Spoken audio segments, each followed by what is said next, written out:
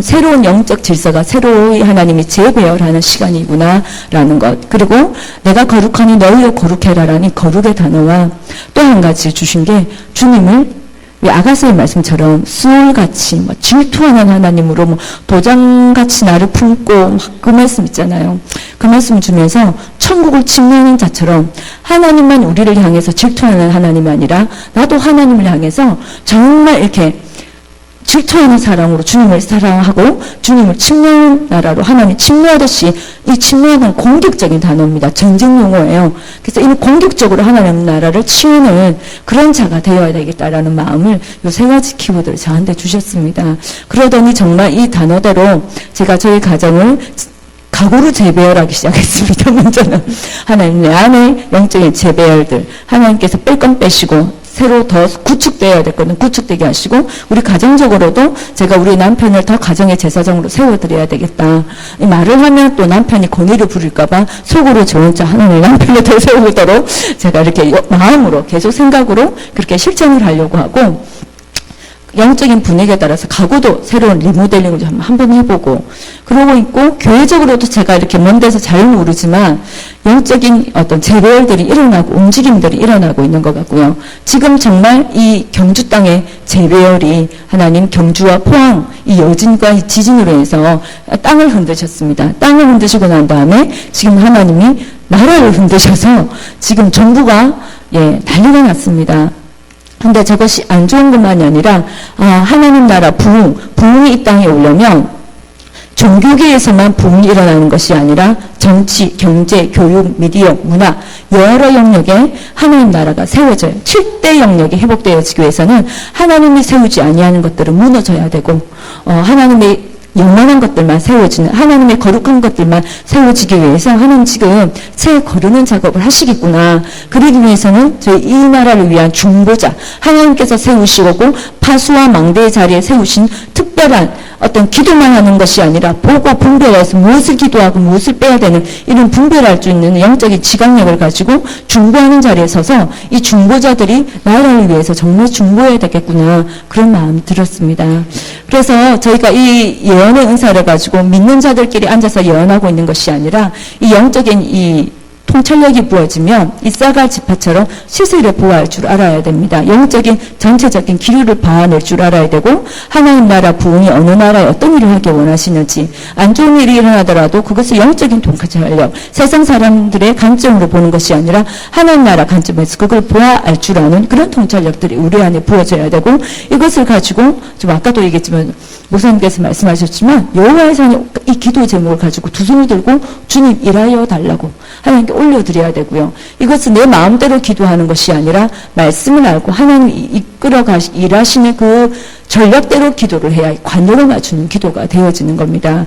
그래서 오늘은 제가 오늘이란다. 저희가 일주일에 하루만 하다 보니까 한강을 하다 보니까 제가 항상 오늘은 맨날 얘기를 하는데 오늘이 그날입니다. 그래서 지금은 예언의 필요성으로 세상 가운데 이 예언을 필요로 하냐라는 내용으로 할 것인데 예언을 세상 사람들이 필요를 할까요?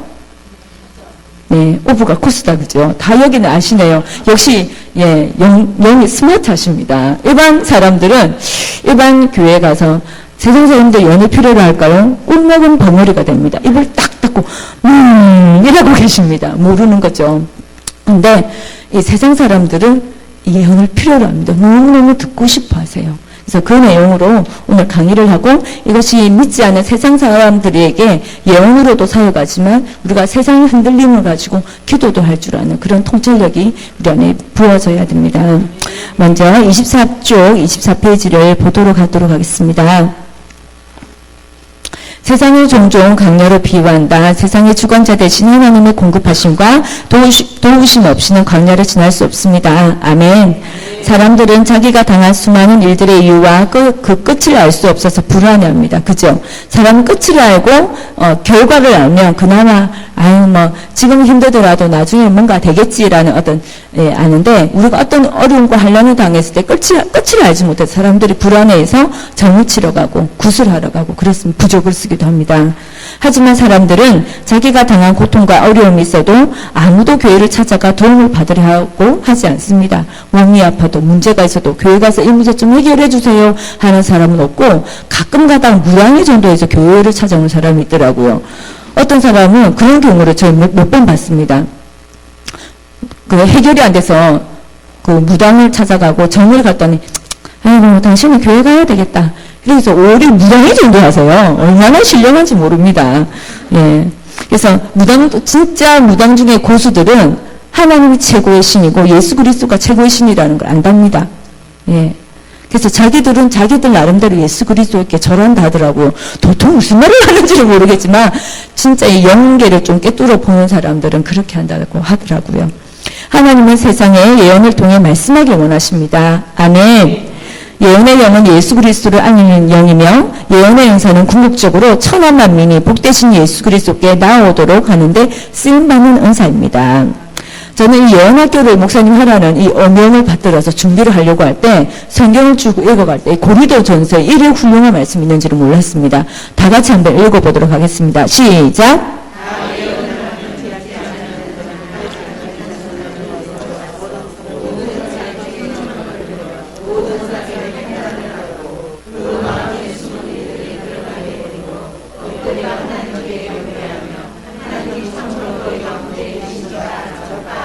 아멘. 이런 일이 이 학교와 여러분들이 섬기시는 교회 가운데 일어나기를 축복합니다.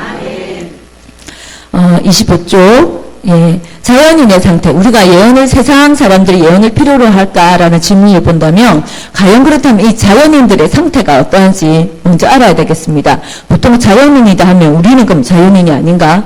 예, 궁금할 수가 있죠. 우리는 하나님의 자녀입니다. 이 자연인은 믿지 않는 사람, 전혀 하나님의 터치를 받지 못한 사람을 자연인이라 하고, 자연인은 우리가 생각해 볼 때 느낌이 어떻습니까? 왠지 호피 무늬 팬티를 입으신 타잔 아저씨가 생각나지 않습니까? 그죠? 그래서 이 타잔의 이 상태를 한번 보도록 하겠습니다. 일단 자연인은 신에 대한 갈망이 있습니다. 그리고 무지합니다. 죄에 대해서 무지하고 하나님에 대해서 무지합니다. 동의하시죠? 예, 그 다음 세 번째 포로되어 있습니다. 예, 그래서 요 세 가지 상태를 보면서 자연인의 상태를 먼저 한번 보도록 하는데, 이 신에 대한 갈망, 참 하나님에 대한 갈망이 있는데, 창세기 1장 26절과 창세기 2장 7절 읽겠습니다. 시작!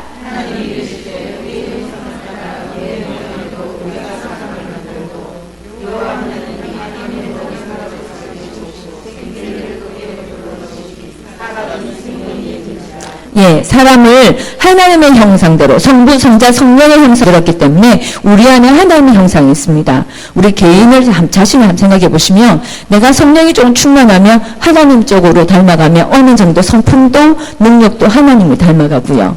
근데 이 중간 상태에서 내가 성령이 떨어지면 이쪽에 짐승이라면 짐승에 가까운 짓을 합니다.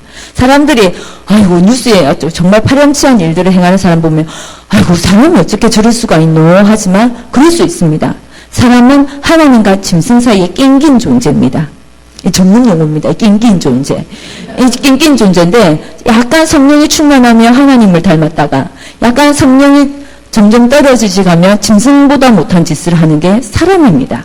그래서 이게 아마 그 안에 주인이 이 성령의 영의 자리에 하나님이 계시냐 아니면 마귀가 있느냐에 따라서 우리가 하는 행동들이 정말 많이 달라지는 것을 우리의 자신의 과거의 모습을 돌아보시고, 내가 가정에서 어떤 행동을 하고 있는지를 보면 나 영적인 레벨이 딱 나옵니다.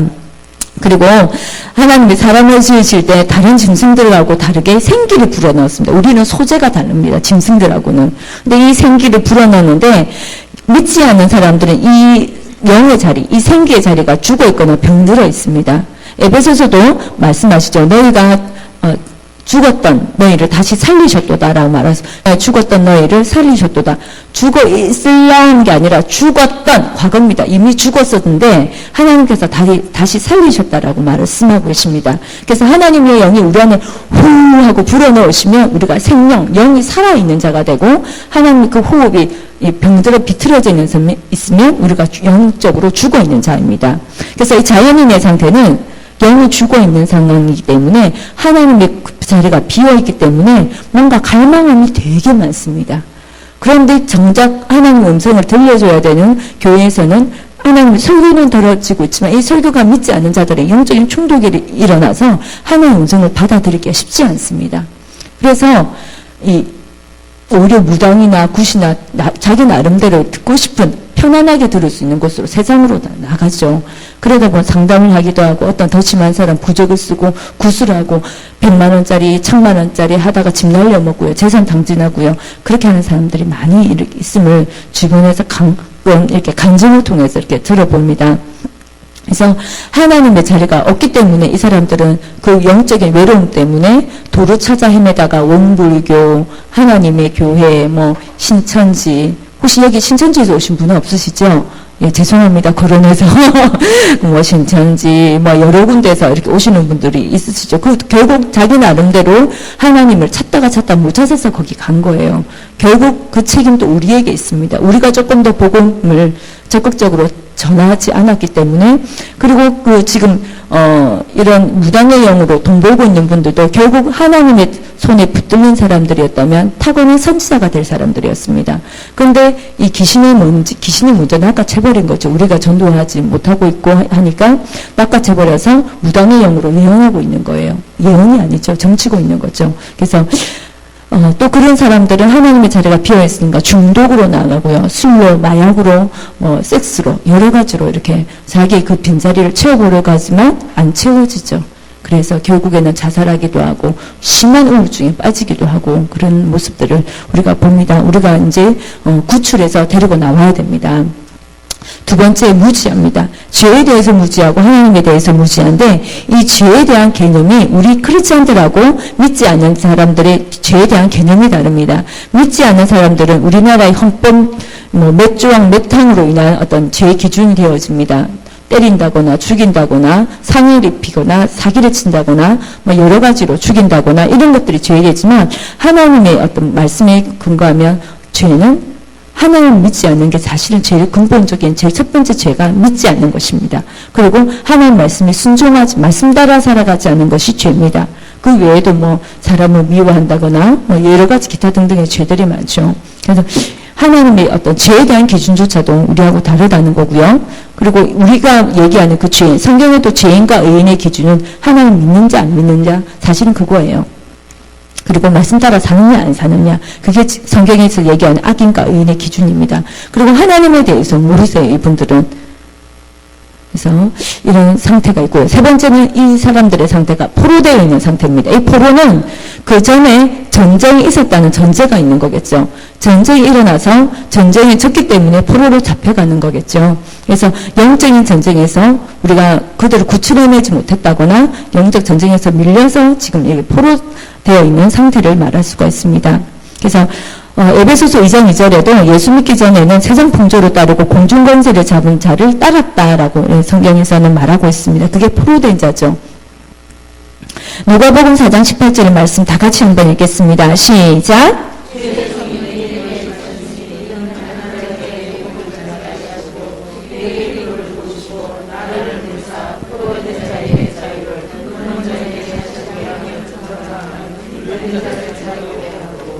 아멘.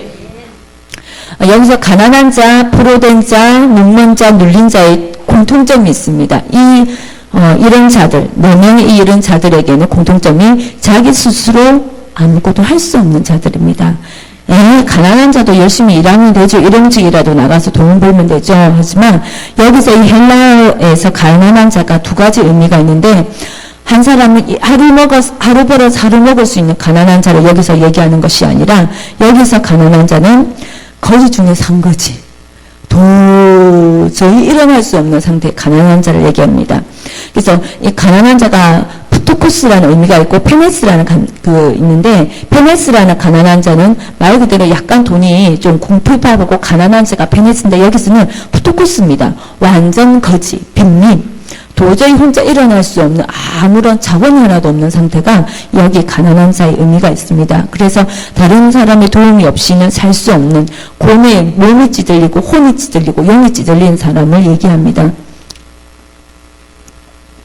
그 다음에 포로된 자, 이 사람도 포로가 잡혀가가지고 누워서 텔레비전 보고 싶으면 텔레비전 보고 내가 일어나고 싶으면 일하고 내가 나가고 싶으면 나가고 있는 그런 자유가 박탈된 상황이죠. 그래서 자기 마음대로 몸에 감금되어 있기 때문에 자기 자유대로 할 수 없는 사람입니다. 눈먼 자. 이 눈이라는 것이 사물을 인지하는 통로 중에서 제일 어떤 사물을 이해하기 쉬운 통로입니다. 그런데 이 눈먼 자가 눈이 가려 있으면 누구 개라든지 아니면 어떤 사람이라든지 지팡이라든지 어떤 누군가의 인도함을 받아야 되는 상태죠. 그리고 눌린 자. 눌린 자도 억압을 당하는 상태입니다. 영적으로. 그러니까 죄의 짐이죠. 제일 먼저는 죄의 짐이고 그래서 이런 사람들에게 하나님께서 우리에게 성령의 기름을 부으셔서 이들을 자유롭게 하고 복음을 이 사람들을 자유롭게 할 수 있는 것은 오로지 복음입니다. 그리고 우리에게 성령 기름 부어주셔서 말씀이 들어가지 않게 사단은 말씀을 못 듣게 합니다. 보통 대부분이 영적인 충돌이 일어나게 해서 자기가 뛰쳐나가기도 하고 처음에 예수를 믿으면 뭐 핍박과 환난들이 다가올 수가 있습니다. 대부분들이. 그리고 옛날에 우리나라 전통에도 한 집안에 종교가 2개면 집안이 망한다라는 저도 처음에 저희 집안 중에서 제가 제일 먼저 믿었을 때 핍박이 어마어마했습니다. 그러니까 저희 아버지도 딸이 저희가 6 중에 제가 막내인데 놀라지도 않네요. 남의 집에 라고 보통 6이다 놀라시던데 6 중에 막내인데 제가 제일 먼저 예수님을 믿게 되었습니다. 머리 털나고 어릴 때도 교회 한 번은 못 나가봤던 사람인데 20살 때 제가 예수님을 알게 된다기보다는 누구의 거절을 못해서 이렇게 따라가게 됐어요. 가기 싫은데 하도 가자 해가지고 친한 친구도 아닌데 그냥 잡혀갔습니다. 목에 끌려가지고 잡혀갔는데 저는 전에 예수 믿는 사람이 뭔가 나사가 풀리거나 죄송합니다. 아주 교만했었습니다. 아주 자기 힘으로 살면 되지 뭘 그래 뭔가를 믿고 하고 간다는 게 제 머리로 도저히 아이고 깨우는 사람이구나. 깨봤다는 말 아시죠? 아이고 깨봤다. 그 자기가 열심히 살면 되고 지 힘으로 열심히 공부하고 열심히 일을 하고 그냥 최선을 다해서 성실하게 살면 되지 뭔가를 믿는다는 게 좀 찌질해 보였습니다. 그게 굉장히 교만했었죠. 어린 나이에. 그랬고 예수 믿는 사람 또 특징이 되게 촌스럽더라고요. 또 특징이 되게 깍쟁이인 거예요. 어떤 저희 동네 한 아주머니가 교회 다니는데 그렇게 신실하진 않은데 제 눈에는 그분이 예수쟁이로 보이니까 유일하게 맨날 저희 집에 뭐 별일 오는 거예요. 그래서 어린 내 눈에 저 사람 참 깍쟁이다 그런 생각을 했었던 것 같아요. 그래서 굉장히 예수 믿는 분들에 대해서 시선이 곱지가 못했었습니다. 그런 애를 갖다 그 친구가 포기를 안 하더라고요. 이 친구가. 그래 2번 3번 얘기하길래 마지 못해가지고 속 시끄러워서 한번 따라가줬어요. 근데 그 발로 코가 끼가지고요. 저를 전도한 친구는 교회를 그냥 날라리로 다니고 제가 알아서 그다음부터 제가 알아서 찾아갔어요. 교회를. 제가 밖에서 보던 교회랑 교회 들어와서 교회를 보는데 다른 거예요. 뭔가 뜨거운 기가 뭔가 느껴지면서 뭔가 머리로는 이해 안 되는데 마음이 활딱 열리는 거예요. 내 뜻하지 않게. 나는 안 그러고 싶은데 마음이 활딱 열려가지고 어쩔 수 없이 자기들만 부르는 찬양을 나도 부르고 싶은데 이기적으로 악보도 하나 안 주는 거예요. 난 부르고 싶은데 진짜 예수쟁이들 참 마음이 안 든다 이러면서 속으로 판단을 하지만 뭔지는 모르겠지만 뭔가 여기 계신 것 같네라는 느낌이 약간 오더라고요. 그 다음부터는 자, 어떤 게 예수님이 이들이 얘기하는 이 복음이라는 게 너무 이기적으로 보였습니다. 예수만 믿어야 천국 간다니까. 그것처럼 이기적인 게 어디 있습니까? 역시 예수쟁이다. 안 돼. 하지만 내가 마음에 안 든다 할지라도 내가 인정하지 않는다 하더라도 이게 진리면 진리인 거예요. 내가 안 받으면 내만 손해니까 손해보기 싫어서 이들이 얘기하는 게 맞나? 확인해보기 위해서 제가 교회를 들락날락하기 시작하고 성경이 진리인가 확인해봐야 되겠다 싶어서 성경을 1년에 2독씩 무조건 읽기 시작했었어요. 그때부터. 교만했죠. 내가 성경을 읽는다고 어떻게 이게 내가 진리인지 아닌지 확인을 어떻게 해요. 아주 교만했었습니다. 그 다음에 또 하나가 이 해석이 내가 읽으니까 모르게 도통 아브라함이 뭘 낳고가 이게 뭐가 진리고 말도 안 된다 이러면서 이해가 안 됐는데 일단 뭔지는 모르겠지만 일단 확인을 해봐야 되겠다. 완독은 해봐야 되겠다. 일독다인데 무슨 말인지 하나도 모르겠더라고요. 그래서 까만 거는 글자고 하얀 거는 종이인데 종이도 되게 얇으려고 넘기도 표도 안 나네. 그래서 계속 읽기 시작했어요. 한 10독을 하고 한 15독, 20독 넘어가니까 뭔가 약간 익숙한 말들이 계속 들으니까 약간 이론적으로 받아들이기 시작하고 또 하나가 하나님이 진짜 계시다면 기도를 해봐야 되겠다. 기도를 해서 이분이 살아 계시다면 진짜 먼 우주에 계신 신명, 천지 그런 분이 아니라 진짜 살아계신 분이라면 내가 기도하면 들으시겠네라는 생각이 어떻게 그런 생각을 했는지 몰라요. 그래서 기도를 해봐야 되겠다. 기도해 와서 이분이 들었는지 응답이 됐는지 안 되는지 요 세 가지를 먼저 성경 그 다음에 기도를 해봐야 되겠다. 요 두 개로 내가 이분이 진짜 진리인지 아닌지 내 나름대로 확인을 해봐야 되겠다는 생각이 들었어요. 그래서 1년은 그렇게 꾸준하게 저는 저희 아버지가 처음에 교회 다닌다고 워낙 핍박을 많이 하셨는데 한 8kg가 빠졌어요. 얼마나 핍박이 어마어마하셨는지 하여튼 전기줄에 묶이기도 해보고요. 고무장갑을 맞아보기도, 고무장갑이 아니라 가죽장갑으로 맞아도 보고, 강공도 당해보고, 하여튼 아주 독재 정치 아래에서 많은 핍박을, 공산권 아래에서 억압을 많이 눌림을 당했습니다. 그러다 보니까 저희 아버지가 이제 때려도 안 되고, 억압을 해도 안 되고, 나중에 아버지가 무릎 꿇고 비시는 거예요. 가지 말라고. 근데 차라리 맞으면 맞지. 자식이 돼가지고 아버지가 무릎 꿇는데 이거는 아니다. 하나님 이거는 아니잖아요. 싶는 거예요. 그러면서 나중에는 이제 하도 회유와 핍박이 다 안 통하니까 그럼 니만 간다. 니 대신에 우리 가족 딴 사람 건들지 마라. 이렇게 얘기하시면서 근데 딱 제대로 된 진리를 딱 한 가지 주시니까 그게 하나님의 음성으로 들렸습니다. 믿으려면 제대로 믿어라. 이러시는 거예요. 저희 아버지가 좀 강직하셔요. 그래서 한번 제대로 믿어라. 이상한 거 하지 말고 제대로 믿어라. 이 말이 하나님의 음성을 들으면서 그래 제대로 믿어야 되구나. 저희 아버지가 얼마나 순수하시냐면 예수를 믿는 처자가 교회를 가면 사목감이 돼야 된다고 생각을 하시더라고요. 나중에는 목회자들 아버지가 연결해서 선을 보게 하시는 거예요. 얼마나 순진하신지. 그러셨습니다. 그래서 그렇게 핍박을 받으면서 이렇게 제가 무슨 얘기를 하려고 이 얘기를 했는지는 모르겠는데,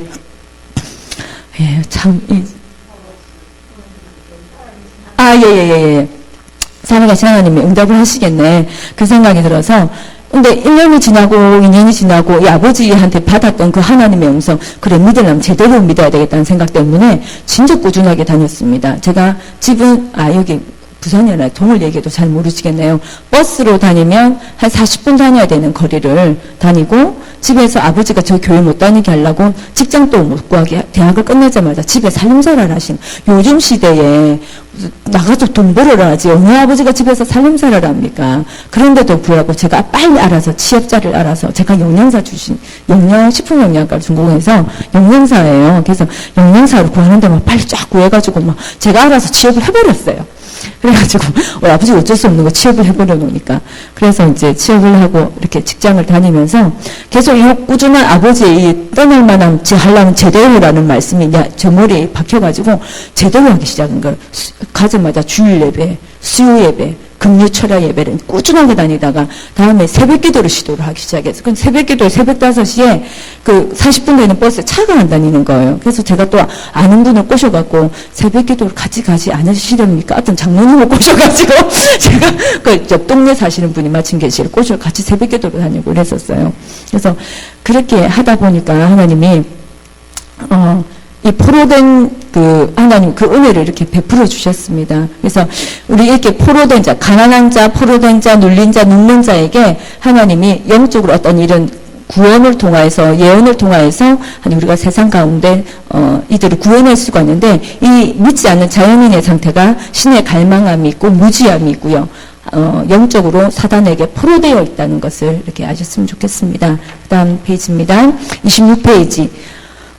그럼 믿지 않는 세상에서 믿는 자들이 어떻게 예언 사역으로 세상에 답이 되는지 한번 보도록 하겠습니다.